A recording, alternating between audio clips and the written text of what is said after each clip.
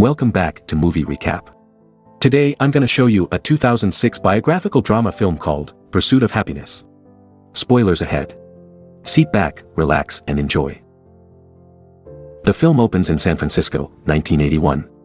The main character of the film, Chris Gardner, sells a medical device for a living. As a daily routine, he drops off his son, Christopher, to a daycare and afterwards heads to various hospitals that might need what he's selling. As Chris narrates, the problem is that he needs to sell at least one device a month to get by, but almost every hospital sees the device as expensive and unnecessary. Because of this, he has to ask his wife, Linda, to pick up their son at the daycare. This is despite Linda working a double shift. That night, while having dinner, Chris sees a Rubik's Cube, which at that time is still a new toy. Linda asks him if he has already paid the taxes, and Chris tells her that he has to file another extension, making Linda more stressed before going back to work.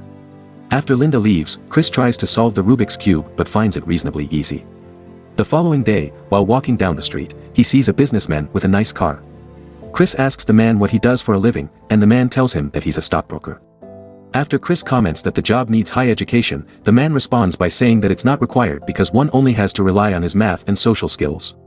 After the brief interaction, Chris narrates that people around him are so happy, asking why he couldn't be like that. The morning after, Chris tells Linda that he's going home at 6 because he will apply to be a stockbroker. Linda thinks it's ridiculous, which is something that Chris does not appreciate. They then argue, with Linda telling Chris that they have 2 months of rent to pay. Afterwards, Chris heads to a brokerage firm to apply. However, Chris leaves his medical device to a street performer because he does not want to go inside carrying it. Chris calls this part of his life being stupid. Sure enough, while he is applying for the job, he sees from behind the boss that the street performer is running away with the device, prompting Chris to quickly leave while carrying the application form. However, the street performer manages to get away via a train. The following day, Chris promises Linda that he will sell the device to not see it anymore. He then brings Christopher to the daycare, where Chris tells him that the word happiness does not have a Y in it, contrary to what is painted on the daycare walls. He then tells his son about his nickname, 10-gallon head, because he's from Texas, where they wear large cowboy hats. Afterwards, Chris heads to Dean Witter Reynolds with a filled-up application form, personally delivering it to Dean Witter's resource head, Jay Twistle. However, their interaction is brief because Jay is in a hurry. After dropping off the application form, Chris sees the street performer and her accomplice carrying the stolen device. Chris angrily chases them, narrating that he has spent his entire life savings on it, so losing one is worth a month's groceries. After chasing the two, he finally gets his device back. However, the problem is that he now has 2 devices, which is a far cry from his earlier promise that he's going to get rid of it. Later that day, sure enough, Linda sees the 2 devices and gets thoroughly disappointed. After giving their son a basketball for his birthday, Chris talks to Linda about what happened earlier. But Linda does not want to hear it. In the next scene, Chris talks to Jay while he's hailing a taxi.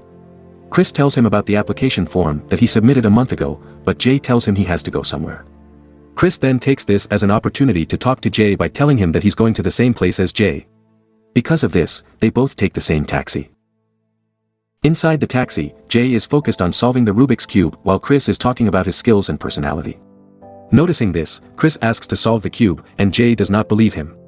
However, Chris finishes the cube just before Jay drops off, impressing Jay.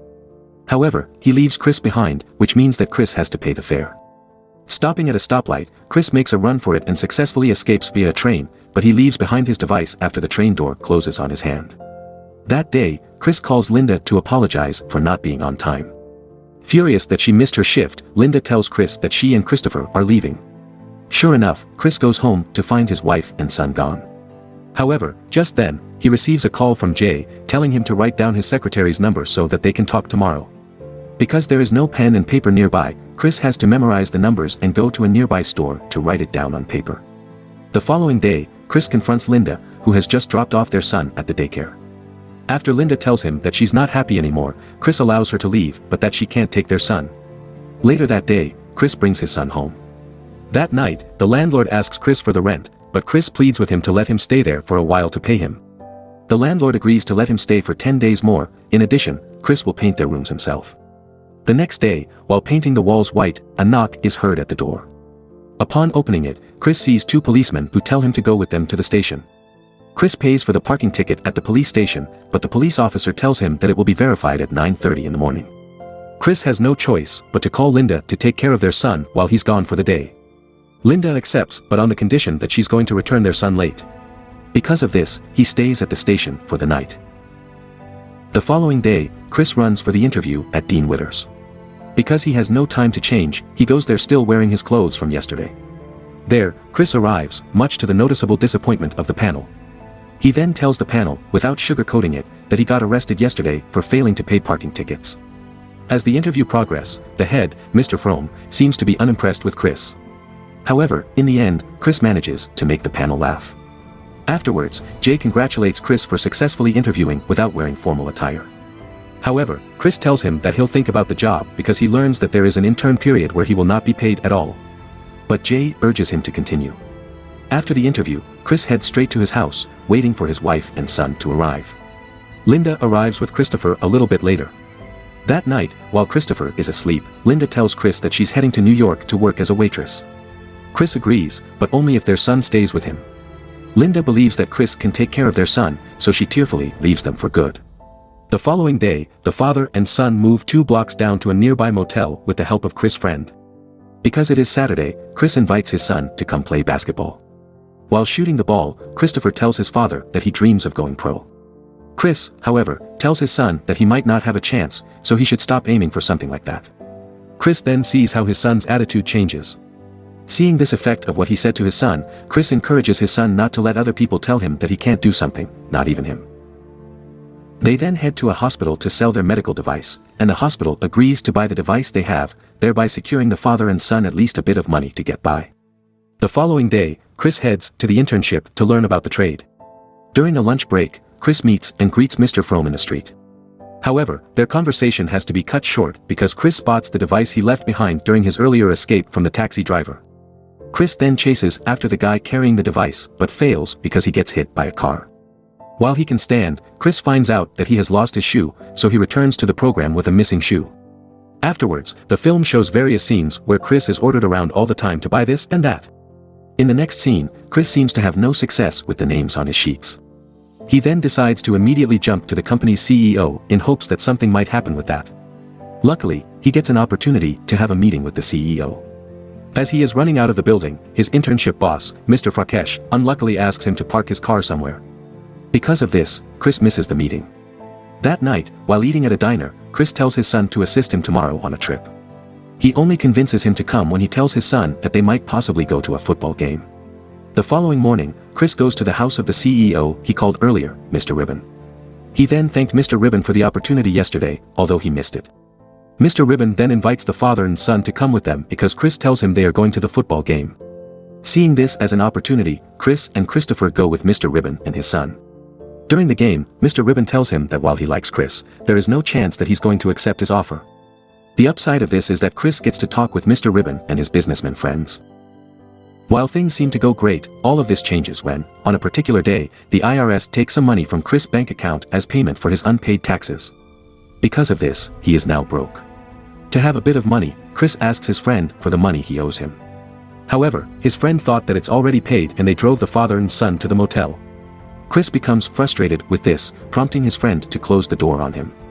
Later that day, Chris sees and finally retrieves the device that he has left earlier.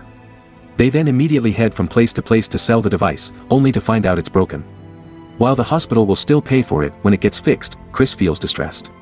That night, they get home to the motel to find their things outside their room. Chris attempts to open the door, but the lock has changed. With no other options, Chris and his son have to move again despite being tired. They end up in a train station where Christopher notes that the device his father is holding isn't a time machine. Chris then tells his son that it is. After pressing its button, Chris acts out that they are transported back to the time of dinosaurs, and Christopher happily goes with this imagination. They then move to the bathroom, where the father and son stay for the night. While his son is asleep, Chris quietly cries at this low light of his life.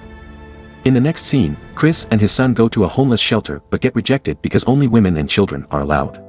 They then head to another homeless shelter, where they almost get cut off because the rooms are already full. Fortunately, they get their room after the security learns that the one in front of them cheated on his line. Inside the homeless shelter, Chris attempts to fix the device. In the other scene, Chris narrates that he learns how to finish his conversation with clients because he and his son have to get in line early to the homeless shelter. The scenes then jump to Chris and his son attending a mass inside the homeless shelter and Chris studying tomorrow's internship exam. The following day, Chris manages to finish his exam quickly. While going out, Mr. Frome, who just got out of a taxi, asks Chris to lend him some money. Despite only having a limited amount, Chris still lends him $5. To earn money, Chris donates blood. He then uses the money to buy a part of the device he's fixing. At the homeless shelter, Christopher asks his father if Linda left them because of him. Chris reassures him that he has nothing to do with her leaving them. After his son tells him that he's a good father, Chris then successfully fixes the device. The following day, he manages to sell the device, earning them just enough money to sleep in a hotel. Afterwards, the father and son go to the beach to get away from the city's cruel atmosphere. In the next scene, inside the bathroom, Jay congratulates Chris on his final day for securing many clients. Afterwards, Chris gets called by Mr. Fakesh. He leads Chris to Mr. Frome, who notices that Chris is wearing a new shirt. Chris tells him that it's because he's on his last day as an intern, and Mr. Frome responds by saying that he wishes he would still wear it tomorrow, informing him that he got the full-time job.